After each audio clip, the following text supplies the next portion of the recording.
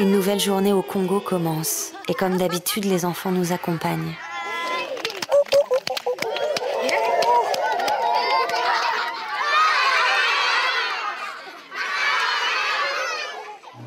Nous nous dirigeons maintenant vers un chantier qui appartient à une compagnie industrielle européenne, la Sodefort. En chemin, nous rencontrons Roger, représentant de la société civile. Il nous explique la situation. Une société, quand elle arrive dans une communauté, est-ce qu'ils sont obligés, par une loi, de construire quelque chose?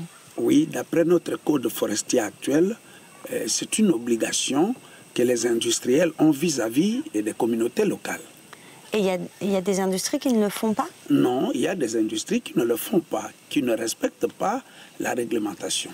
Mais est-ce qu'elles donnent autre chose en échange? Elles donnent d'habitude du sel, du savon et un peu de bière, parfois. Pour prendre un nombre d'arbres indéterminé. Indéterminé. Oui, mais la population... C'est pas pour, et sur combien de temps? L'industriel peut faire 2 ans, 3 ans. C'est tout ce que l'industriel donne. Il donne une fois, il donne pas 5 fois. Il donne une fois, il donne pas 5 fois, 6 fois, non. C'est-à-dire qu'il arrive sur un terrain, il leur donne un sac de sel, 12 bières, oui. Et ils peuvent exploiter pendant 2 ans sans leur dire combien d'arbres ils vont prendre. Même plus, parce que c'est un pillage qui se fait ici dans nos forêts. C'est un pillage.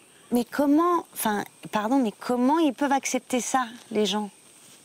Oui, puisque les gens ne sont pas d'abord informés de la loi, si on peut le dire, et n'ont pas de moyens de revendication. Puisqu'il y a la police qui intervient toujours si les populations locales refusent l'abattage de grumes.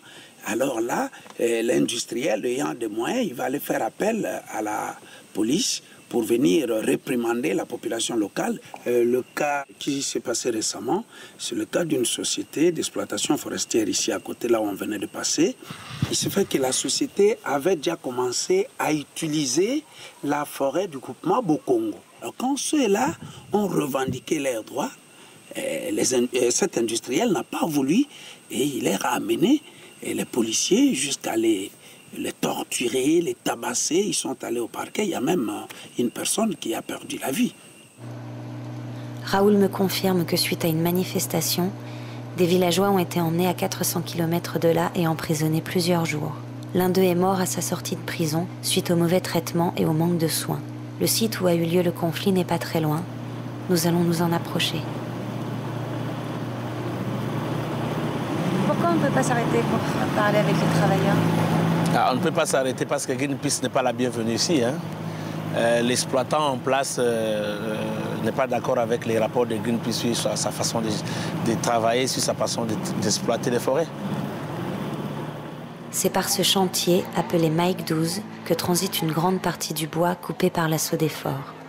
Elle l'expédie ensuite principalement en Europe.